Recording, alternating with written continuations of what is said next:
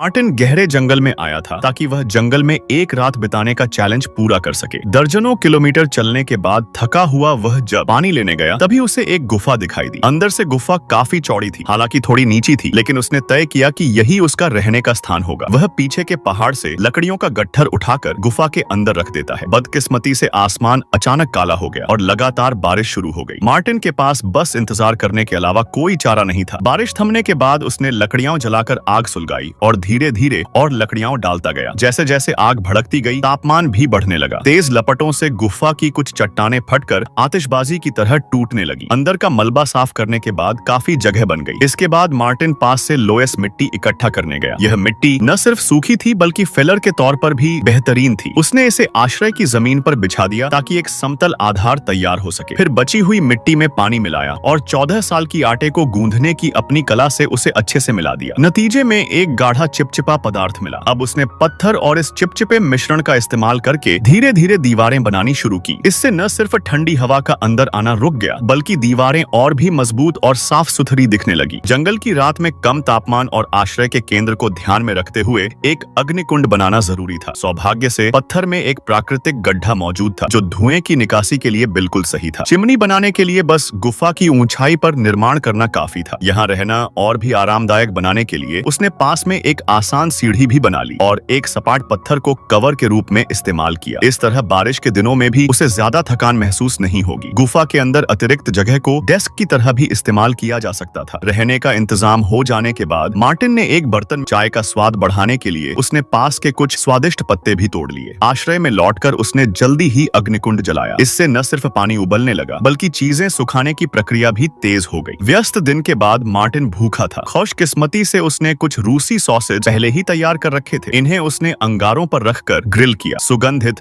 और कुरकुरी सॉसेज का स्वाद वाकई लाजवाब था। जंगल जैसी कठिन जगह पर भी मार्टिन का खाना हमेशा की तरह भरपूर था। असली सुख सिर्फ पेट भरने में नहीं बल्कि चैन की नींद लेने में भी है। अच्छे से सोने के बाद मार्टिन ने दीवार बनाना शुरू किया।